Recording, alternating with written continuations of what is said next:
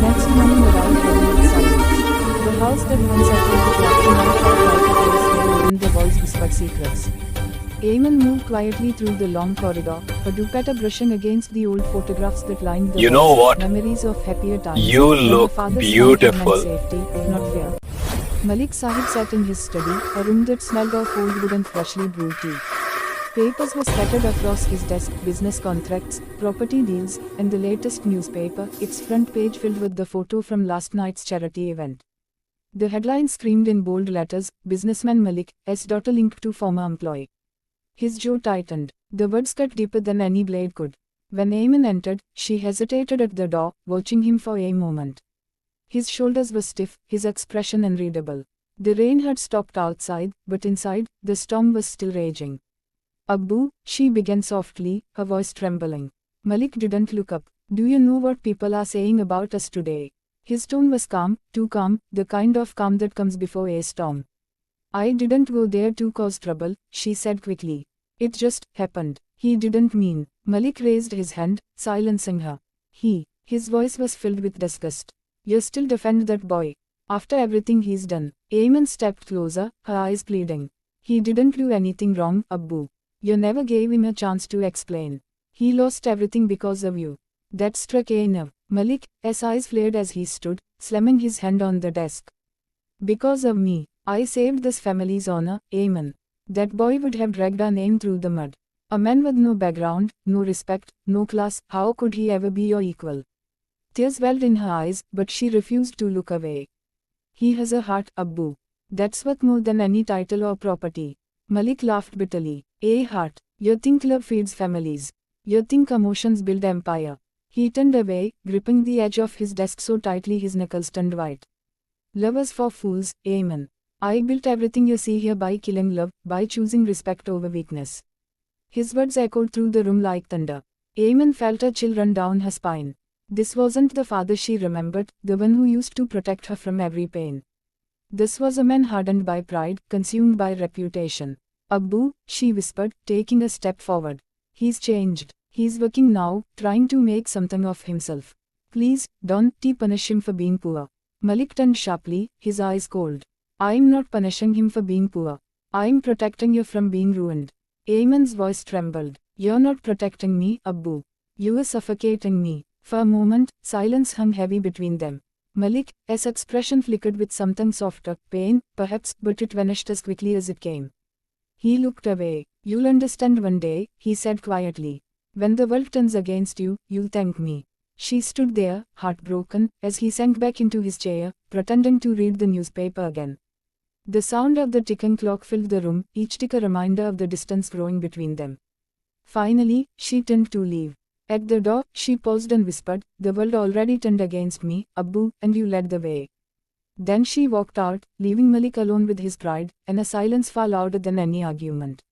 The small rented room smelled faintly of ink and dust, a mixture of forgotten dreams and unspoken words. The window rattled every time the wind howled through the narrow alley outside, carrying the city's noise into the fragile silence that surrounded Samwell. He sat hunched over a wooden table, the dim light of a single bulb flickering above his head, casting long shadows on the walls filled with sketches, dozens of them, all of Eamon. Her face stared back at him from every corner, smiling, crying, distant, unreachable. Each stroke of charcoal seemed like an attempt to bring her closer, yet every finished portrait only reminded him of how far she really was. He picked up his phone again. The screen glowed with her name, Eamon Malik. His thumb hovered over the call button for a long time. He had written her a message 100 times and deleted it 100 more. Finally, he typed again. "Isse zyada, I know I don't deserve forgiveness. But I just need you to listen, once." Then he stopped. He read it 3 times, sighed, and pressed delete. What was the point? She wouldn't reply. Not after everything. The door creaked open, and his friend Raza entered, wiping rain from his hair. "You're still awake?" he asked, glancing around the cluttered room. "It's 3 in the morning, Samwell. You'll lose your mind." Samwell smiled weakly. "Maybe I already have." Raza sat down across from him, eyeing the sketches. "You think drawing her face 1,000 times will bring her back?" "She's all I have left," Samwell murmured, tracing the edge of one drawing with trembling fingers. "When everything else falls apart, the memory stays. That's what keeps me alive." Raza exhaled, frustrated yet helpless. She's gone, Yar. You have to let her go. She's Malik's daughter. That world isn't meant for people like us. Sambal's jaw tightened. And what am I supposed to do? Pretend she never existed. Pretend the promises we made were just lies. He stood abruptly, pacing the room. She believed in me when no one else did. She saw worth in me when I was nothing. How do I erase that? Raza watched him quietly for a moment before saying softly, sometimes love isn't about holding on, Sambal. It's about letting the other person breathe, even if it kills you. Sambal stopped, staring at his reflection in the cracked mirror across the room. His eyes were hollow, tired, a man fighting ghosts no one else could see. You're done, do you understand? He whispered. She's not just love, Raza. She's my prayer unanswered. And I'll keep praying, even if heaven stays silent. Raza shook his head, defeated. You can't survive on memories. Maybe not, Sambal replied with a broken smile, but at least memories don't betray you. A long silence filled the room. Outside, thunder rolled in the distance. Raza stood, resting a hand on Sambal's shoulder. Promise me you'll sleep, he said quietly. I will, Sambal lied. After Raza left, Sambal sat back down. He opened a small box beside the bed, inside were a few old letters, a hairpin she'd once forgotten, and the rose from last night, now wilted but still red at the edges. He stared at it for a long time. Then, almost in a trance, he picked up his pencil again. On a fresh page, he began to draw her eyes, soft, distant, forgiving. Tears blurred his vision, but he didn't stop. When the dawn's first light slipped through the window, the sketch was finished. He whispered to the drawing, voice trembling, one day, you'll see me again, not as the man who failed you, but as the man who never stopped loving you. And as the morning broke over the city, Sambal's heart ached with both despair and hope, the cruel balance of love that refuses to die. The grand hall glittered under crystal chandeliers, filled with the hum of laughter, clinking glasses, and the sharp scent of perfume and politics.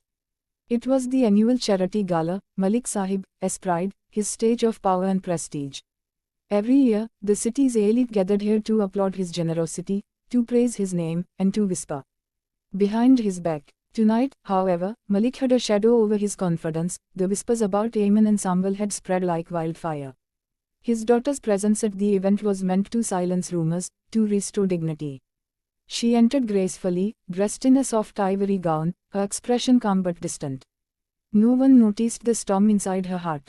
The flashes of cameras followed her every move. People smiled at her, some with genuine warmth, others with curiosity. Every glance felt like a judgment. Ayman could hear fragments of hushed voices as she passed. Isse zyada, she looks nervous. That's Malik's daughter, isn't it? The one with, shush, don't say it here. She took a deep breath and forced a smile, standing beside her father as reporters surrounded them. Malik answered questions with practiced charm, but his hand occasionally clenched into a fist. He was aware of every stare, every whispered rumor. Then, through the crowd, a familiar figure appeared, drenched, breathless, out of place. Sambal. The hall seemed to freeze for a moment. Conversations faltered, glasses stopped midair. He stood at the entrance, wearing a simple suit still damp from rain, his eyes locked on Ayman. She felt her breath catch. He shouldn't have come, not here, not tonight. Malik's expression hardened instantly. What is he doing here? He muttered under his breath. Sambal stepped forward slowly, ignoring the murmurs. His gaze never wavered from Ayman. I didn't come to cause a scene, he said, voice steady but filled with pain. I just came to tell the truth. The crowd began to murmur louder. Malik's political rival, Mr. Esfand, smirked from across the room and raised his voice deliberately. Ah, so the rumors are true. Malik Sahib's charity extends beyond business, it seems. Laughter rippled among the guests. Ayman flinched as her father's face turned crimson. Enough, Malik barked. The hall fell silent. He turned toward Sambal, fury burning in his eyes. You dare step into my world again. After everything, Sambal met his gaze calmly. Your world, he repeated softly, the one built on pride and lies. I didn't come here for your approval. I came because she deserves to know the truth, that I never betrayed her. Ayman's eyes filled with tears, but Malik moved before she could speak. In one swift motion, he strode forward and struck Sambal across the face. The sound cracked through the hall like thunder. Gusts filled the air. Cameras flashed. Ayman froze, her body trembling. Get out, Malik hissed. Before I have you thrown out like the beggar you are. Sambal's cheek burned, but his eyes stayed firm. He glanced once at Ayman, her lips quivering, eyes full of silent apology, and then looked back at Malik. "You can take everything from me," he said quietly, "but you can't take the truth." He turned and walked away, his figure fading through the glittering crowd. The whispers resumed, harsher this time, a mix of scandal and fascination. Ayman stood there, unable to move.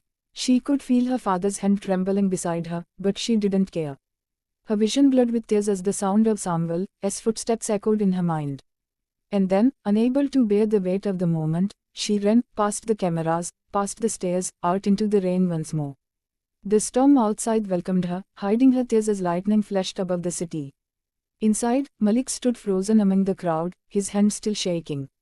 The applause that followed his speech minutes later felt hollow, because respect built on fear had just destroyed love built on truth.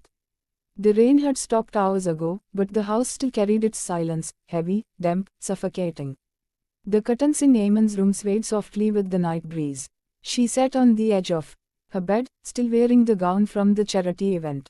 Her makeup had faded, her hair clung to her face, and her eyes were swollen from crying. The echoes of that night, the slap, the laughter, the whispers, played again and again in her mind like a cruel melody. She stared at her reflection in the mirror. The girl looking back wasn't the confident Ayman Malik the world admired. This was someone else, broken, small, questioning every decision that had brought her here. A soft thud interrupted her thoughts. Something had slipped under the door. She frowned, wiping her tears as she walked toward it. A folded envelope lay on the floor, slightly damp, edges smudged with rain. Her heart skipped a beat when she saw the handwriting. Samwell. Her fingers trembled as she picked it up. For a moment, she hesitated. Should she even open it? Wasn't everything already over? But her curiosity, or maybe her heart, wouldn't let her resist. She sat by the window, the moonlight spilling over her hands, and unfolded the letter. The paper smelled faintly of ink and the faint musk of rain. His handwriting was uneven, like it had been written through tears or shaking hands. "Isse zyada, Ayman. I'm not writing this to ask for forgiveness. I've already accepted that some wounds never heal, and some stories end before they begin. But before I go, I need you to know the truth. I never betrayed you. I never used you. What happened between our families, it wasn't my doing. Your father made me sign a deal to disappear, to protect his pride. I refused, so he destroyed my name instead. I lost my job, my home, and you, all in a single night. Yet, I never hated him. Because I knew he was only protecting what he loved most, you. Ayman, you once told me that love means standing by someone even when the world turns away. I tried to do that. But the world was louder, stronger, and I was too small to fight it. I'm leaving tonight, maybe forever, but I'll keep this love, not as a wound, but as a prayer. Because prayers never die, they just change their shape. If destiny ever gives us another chance, I'll find you, not as the man who broke your heart, but as the man who became worthy of it.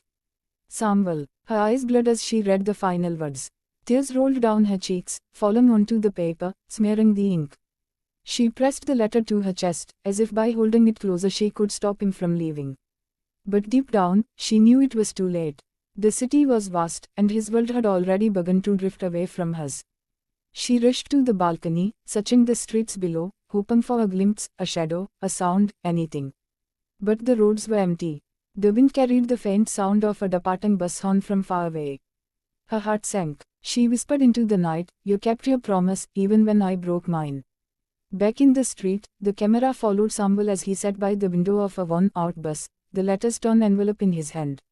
His eyes were red but calm. The city lights faded behind him, replaced by the endless stretch of darkness ahead. Ayman, on her balcony, held the letter tighter and whispered, "Come back one day." Samwell, miles away, whispered the same words to himself, as though their hearts could still hear each other through the silence. The year had passed quietly, as if time itself had forgotten to move for her. The Malik mansion was quieter now, the laughter that once filled its halls had long faded. The portraits of family pride still hung on the walls, but their shine had dulled, just like the people who once smiled inside them. It was late afternoon when Ayman stepped out into the sunlight, dressed simply in white. The air was still, the garden silent except for the soft rustle of leaves. In her hand, she carried a small bouquet of fresh jasmine. She walked slowly through the old cemetery, her heels pressing softly into the damp earth. She stopped in front of a marble gravestone, her father's. The letters on it gleamed under the sun. Malik Abdul Rahim, a man of honor. Ayman knelt beside the grave, setting the jasmine carefully on the stone. For a moment, she just stared, her lips trembling. Abbu, she whispered, I wish you could see the world now. It's quieter without you, but it's also emptier. I wish you had understood love before it was too late. The breeze lifted her dupatta slightly, brushing her face like a tender hand. She smiled faintly through her tears. You wanted to protect me from heartbreak, but in doing so, you broke me anyway. I forgave you long ago, Abbu.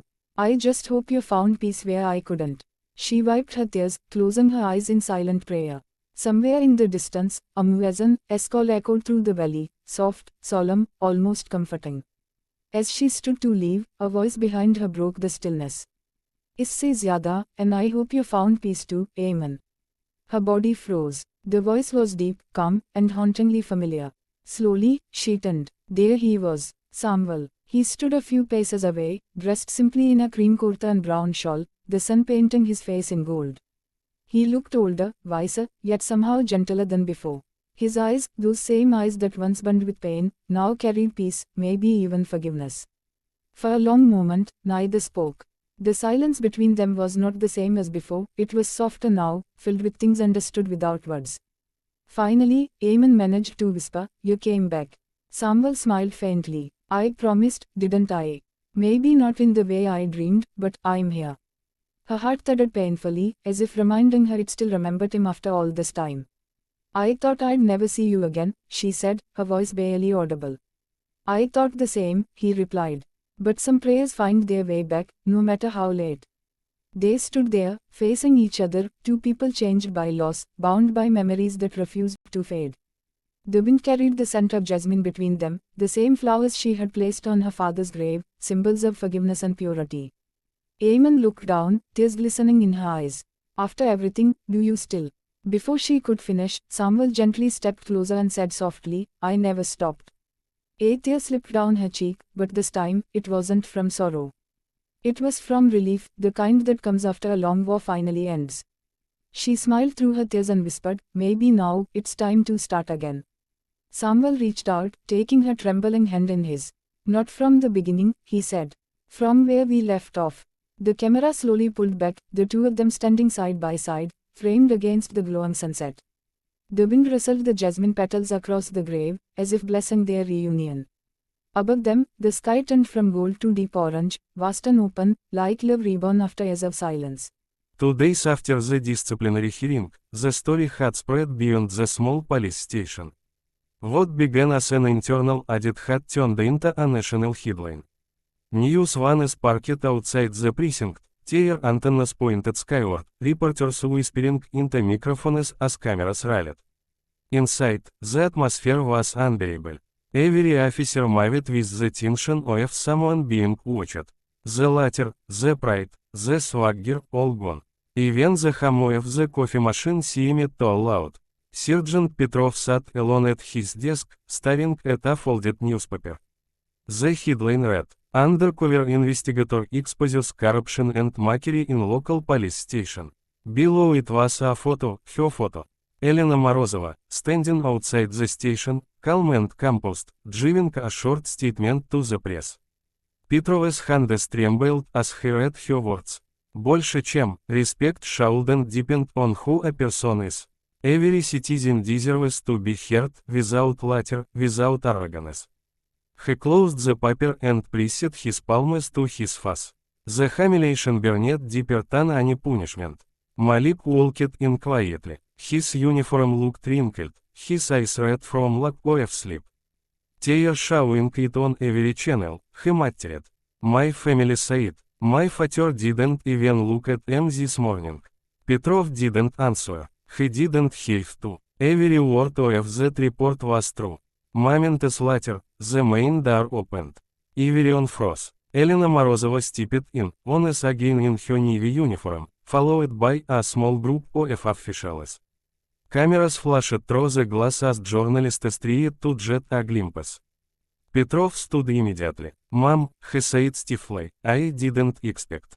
I'm not here for more discipline, SHE interrupted.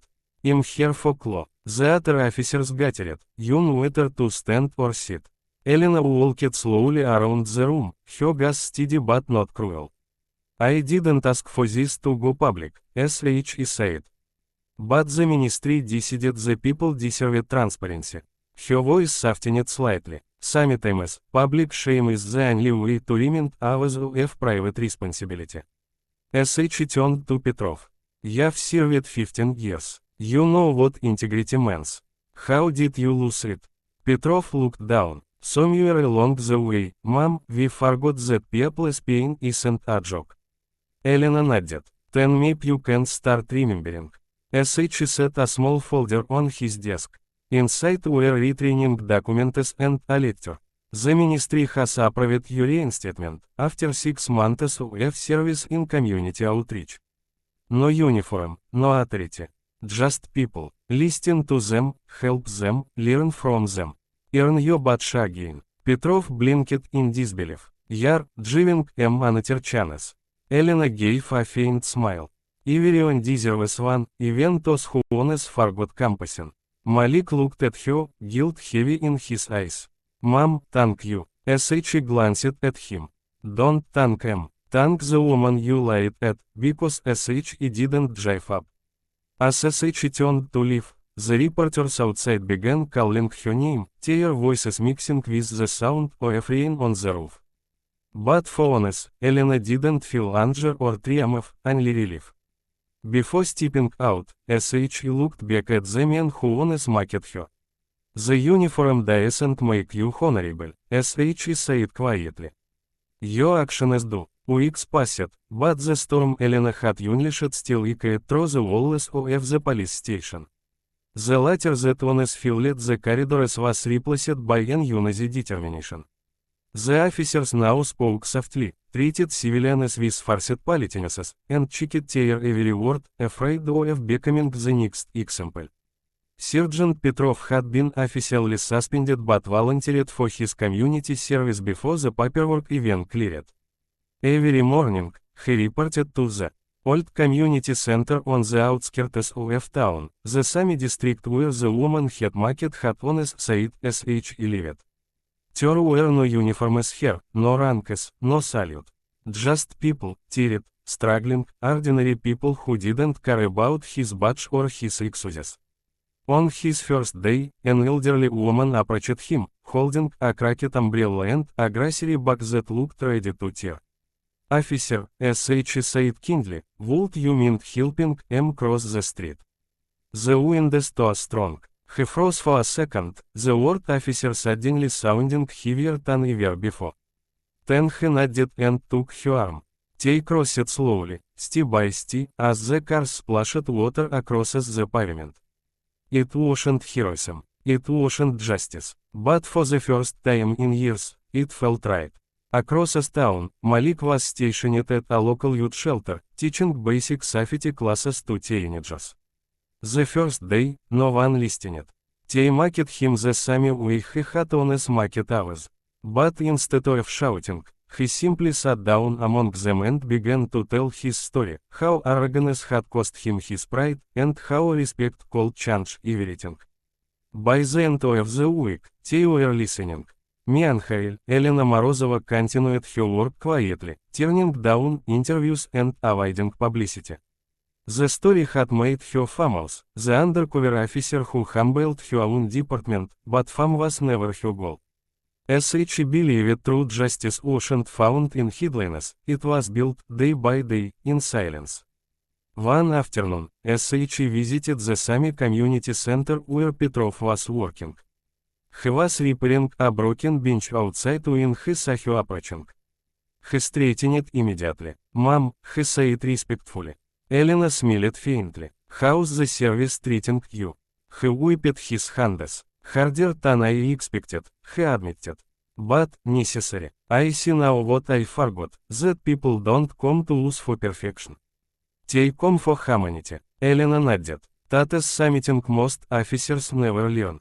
I'm glad you did. For a moment, they stood in silence, the wind carrying the sound of children lying nearby. Then Petrov spoke again, his voice low. You know, when I lied at you that day, I thought you were just another fuss. Now I realize you were the mirror I needed. Elena looked at him for a long time before replying. Then don't break it again. As SH turned to leave, SH is Malika arriving with a group of young volunteers, all wearing bright vests marked community patrol. They waved to her, and SH smiled genuinely for the first time in weeks. The sun began to break through the clouds, scattering light across the wet pavement. Petrov watched Elena walk away and murmured, "Maybe this time we'll do it right."